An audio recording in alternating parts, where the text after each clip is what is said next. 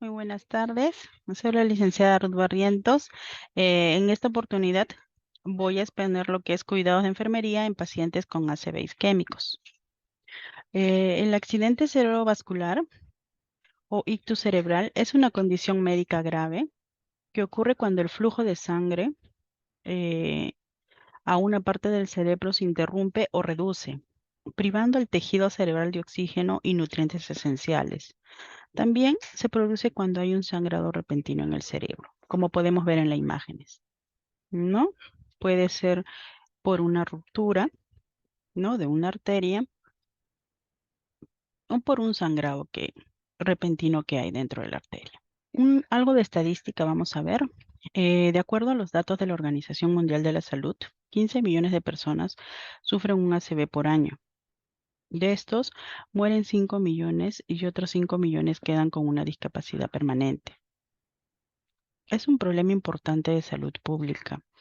De acuerdo a la Organización Mundial de la Salud, ¿no? La OMS, es considerada la segunda causa global de muerte en el mundo, siendo los países de ingresos medios y bajos los más afectados.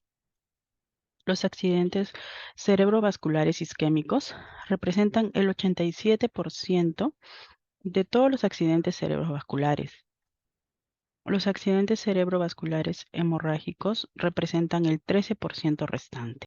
Es también la primera causa de discapacidad en el adulto. Es el motivo también más frecuente de hospitalización neurológica, ¿no? Y también nos va a costar, ¿no?, un importante costo económico debido a la prolongada estancia hospitalaria que va a tener este tipo de paciente.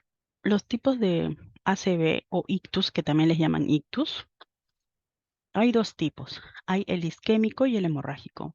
El isquémico, que generalmente es ocasionado el 80% por trombos o émbolos que obstruyen un vaso, y al obstruir van a disminuir el flujo sanguíneo cerebral, como vemos acá en la imagen, ¿no? Y va a haber un déficit en la circulación. Por ende se genera el ACV. Ahora, el otro tipo es el hemorrágico, ¿no? Como su nombre lo dice, hemorrágico, o sea, hay una hemorragia. ¿Por qué? Porque hay una ruptura de un vaso. Generalmente ese es un 20%, ¿no? Que hay una extravasación de la sangre. ¿Cuáles son las causas más frecuentes? La trombosis arteriosclerótica, ¿no? Generalmente las arterias están llenas de ateromas, ¿no? El consumo de mucha grasa. Entonces lo llena y se llegan a romper y sangran. Una hemorragia cerebral hipertensiva, ¿no? Pacientes que sufren de hipertensión. También una crisis isquémica transitoria, un embolismo, de repente un émbolo, un coagulito de sangre que viaja, se obstruye en una arteria y también la puede reventar y causa una hemorragia, una rotura de un aneurisma o una malformación, ¿no? Una vasculitis, una tromboflebitis, alteraciones hematológicas como policitemia, púrpura trombocitopénica. Traumatismos en la arteria aórtica también, de la arteria carótida, un aneurisma y una hipotensión sistémica.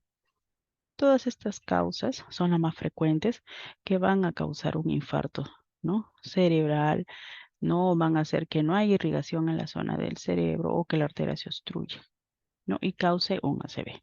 ¿Cuáles son los síntomas? Los síntomas, generalmente hemiparesia, alteración del nivel de conciencia, problemas visuales, auditivos y del tacto, dificultad para mantener el equilibrio y o coordinación, un vértigo intenso, una cefalea de inicio brusco, una afasia, ¿no? El paciente no puede hablar, no se le entiende mucho, y una pérdida de control de esfínteres.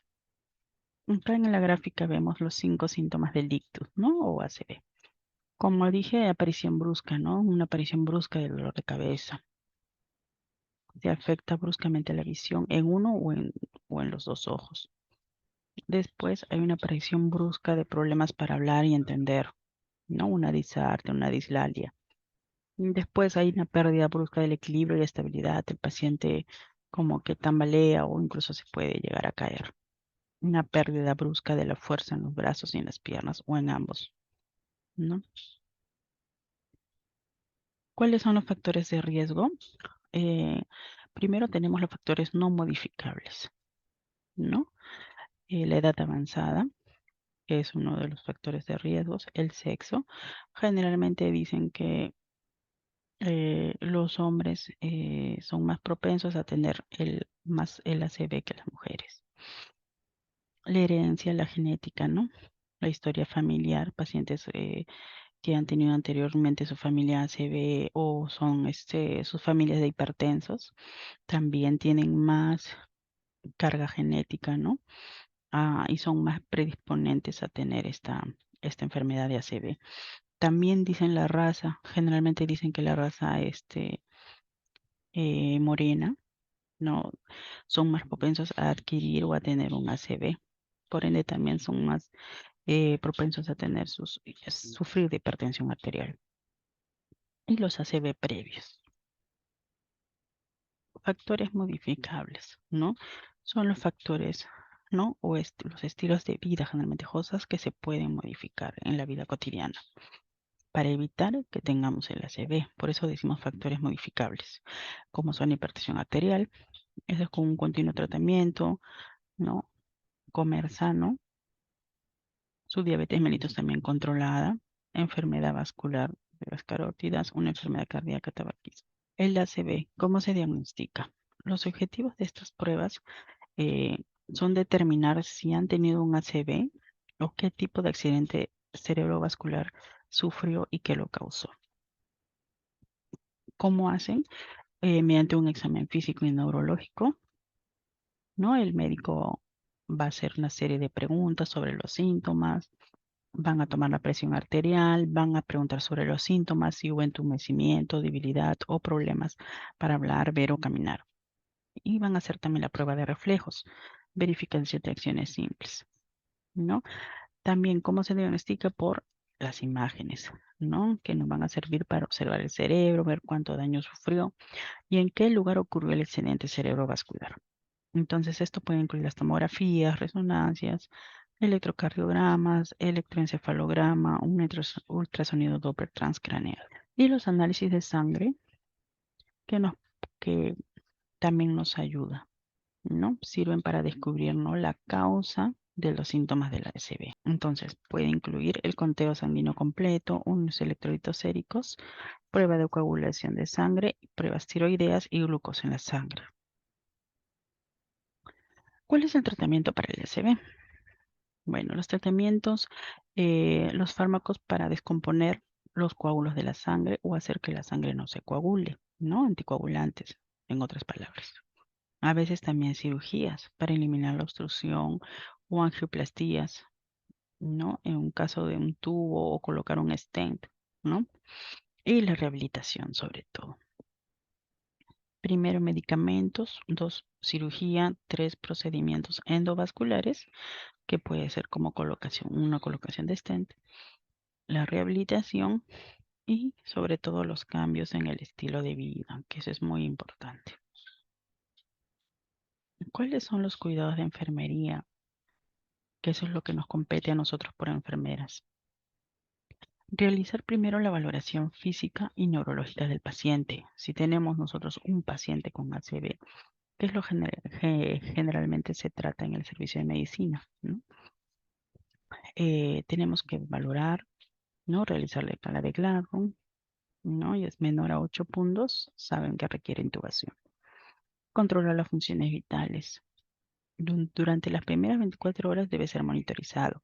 La alteración de cualquiera de estos signos puede incrementar las secuelas neurológicas, ¿no?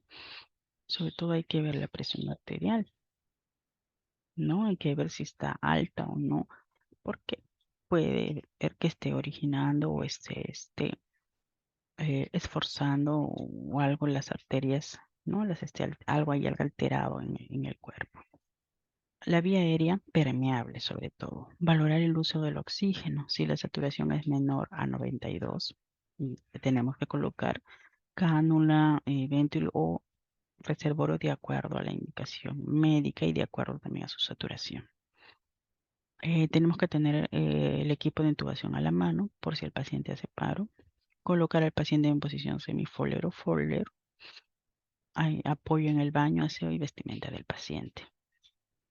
En la alimentación hay que valorar el estado de deglución, porque debido a la CB el paciente a veces no puede deglutir, sus reflejos están disminuidos, entonces hay que colocar una sonda nasogástrica para apoyar en la alimentación, para darle su fórmula, ¿no? Vigilar sobre las posibles agitaciones psicomotriz, tener las barandas elevadas y poner al alcance sus útiles personales para evitar caídas. Si el paciente camina, apoyarlo para deambular y coordinar para su rehabilitación. En la comunicación, explícale al paciente los procedimientos que a él se le va a realizar. Tratar de comunicarse con paciencia, coordinar la iniciación de una terapia de lenguaje. En la eliminación hay que ofrecer el urinario, vigilar el cambio de pañal oportuno, verificar la presencia del globo vesical y coordinar con el médico la colocación del catéter urinario, ¿no? Administrar una dieta rica en residuos, fibras para evitar el estreñimiento y administrar ablandadores de heces, laxantes y líquidos tibios, ¿no? Ya que como ellos paran echados o postrados en algunos casos, pues tienden a estreñirse, ¿no? Colocar enema en caso fuera necesario. En la piel, en la piel hay que hacer, bueno, el cambio de posición cada 2 horas, hay que vigilar que les hagan el cambio de posición, que les hidraten la piel, evitar que los pacientes estén con el pañal húmedo por tiempo prolongado, porque esto les genera las lesiones por presión, ¿no? Y complica más y alarga la estadía del paciente ¿no? en el hospital.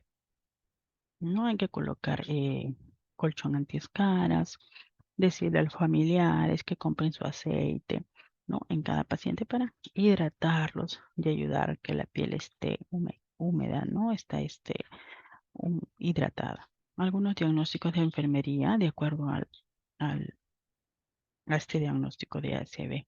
Déficit de autocuidado, alimentación, deterioro de la habilidad para realizar o completar las actividades de alimentación, ¿no? Porque hay un déficit de autocuidado, el paciente no puede alimentarse por sí solo, ¿no? El factor relacionado sería con debilidad, deterioro cognitivo, deterioro musculoesquelético, deterioro neuromuscular o deterioro perceptual, ¿no? Las características definitorias manifestado por, vemos, incapacidad para abrir los recipientes, coger la taza, coger los alimentos, llevar los alimentos a la boca, manejar los utensilios, usar dispositivos de ayuda, otros. En el NOC, autocuidado, ¿no? Capacidad para preparar, ingerir comida y líquidos independientemente con o sin mecanismos de ayuda, ¿no? Los indicadores: abre envases, se lleva comida a la boca con utensilios, mastica la comida, deglute, traga líquidos. En el estado nutricional, ingestión alimentaria y de líquidos, ¿no? La cantidad de ingesta de líquidos y sólidos durante un periodo de 24 horas. Los indicadores son ingestión alimentaria oral, estado de deglución, tránsito seguro de líquidos y o sólidos desde la boca hacia el estómago, ¿no? Otro indicador: mantiene la comida en la boca, controla las secreciones orales, ayuda al paciente a colocar la comida en la parte posterior de la boca y en el lado no afectado. En las intervenciones, Nick ayuda con los autocuidados, ¿no? Que son la alimentación, ayudar a la persona a comer, colocar al paciente en posición cómoda, ¿no? Semifolio para evitar la aspiración, ¿no? Facilitar la deglución, prevenir las complicaciones de una deglución defectuosa, ayudar a mantener una posición sentada, ayudar al paciente a colocar la cabeza flexionada hacia adelante, ¿no? En preparación para la deglución, ¿no?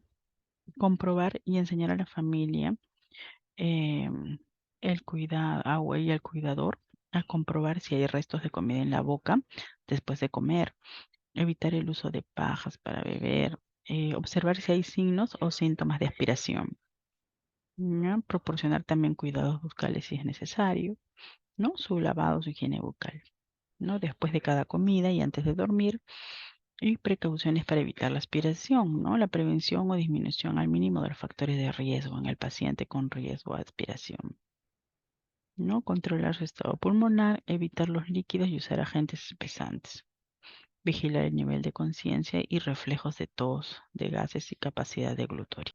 Otro puede ser déficit de autocuidado en baño y higiene.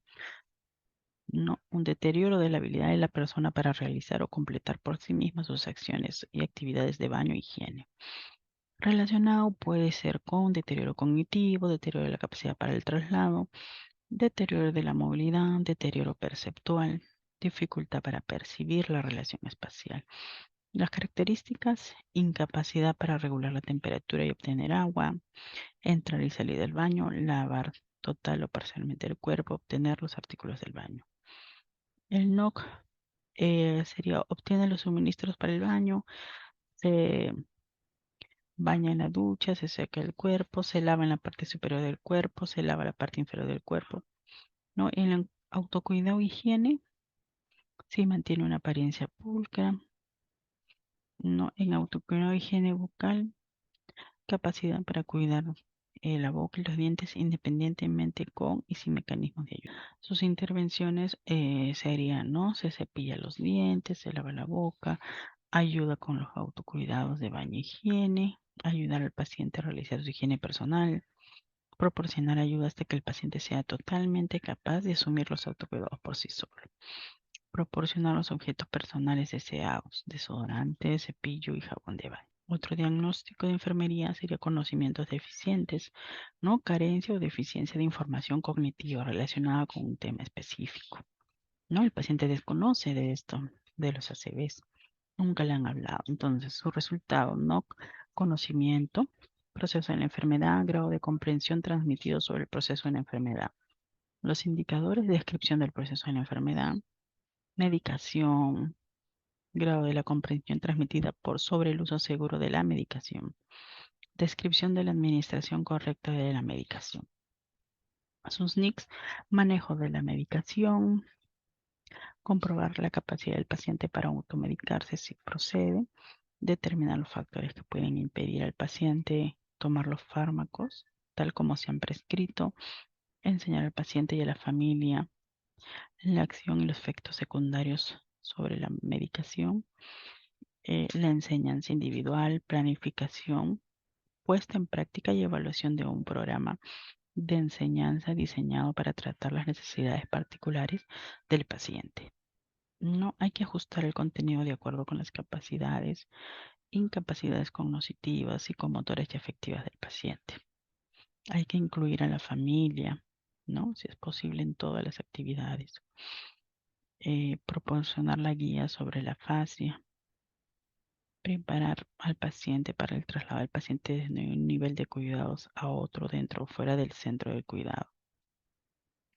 Colaborar con el médico, identificar la comprensión de los conocimientos o habilidades necesarias por parte del paciente y del cuidador principal para poner en práctica después del alta, ¿no? Hay que identificar lo que debe aprender el paciente para los cuidados posteriores al alta. Otro diagnóstico sería riesgo de caída. Ellos tienen sumamente riesgo de caída, ¿no? Porque no sienten una parte del cuerpo o están con agitación, están amarrados de repente, entonces tienen más riesgo de caerse, ¿no? No pueden por sí solo agarrarse o cuidarse. Entonces tenemos riesgo de caída relacionado con alteración del equilibrio, no están conscientes, déficit propioceptivo, deterioro de la movilidad física, deterioro, dificultad en la marcha, dificultades visuales, disminución de la fuerza en las extremidades inferiores. No, el resultado no sería conocimiento, prevención de las caídas, grado de comprensión transmitida sobre la prevención de las caídas. ¿No? Descripción de cómo deambular de manera segura, una conducta de prevención de caídas, acciones personales o del cuidador familiar para minimizar los factores de riesgo que podrían producir caídas en el entorno personal. No uso correcto de dispositivos de ayuda. En la intervención, el NIC, la prevención de caídas. No establecer precauciones especiales en pacientes con alto riesgo de lesiones por caídas. Ayudar a la deambulación de persona inestable. Colocar los objetos al alcance del paciente, ¿no? Sin necesidad de que el paciente tenga que hacer esfuerzos, ¿no? O estirarse y en eso pueda caerse. Identificar las características del ambiente que puedan aumentar las posibilidades de caída, ¿no? Los suelos resbaladizos, escaleras sin barandas. ¿No? En este caso, que las barandas estén bien, ¿no? Las barandas de las camas que estén bien ajustadas. Proporcionar al paciente dependiente medios de solicitud de ayuda, timbre, luz, cuando el cuidador esté ausente. Utilizar barandillas laterales de longitud y altura adecuadas para evitar caídas de la cama si es necesario. Afrontamiento inefectivo.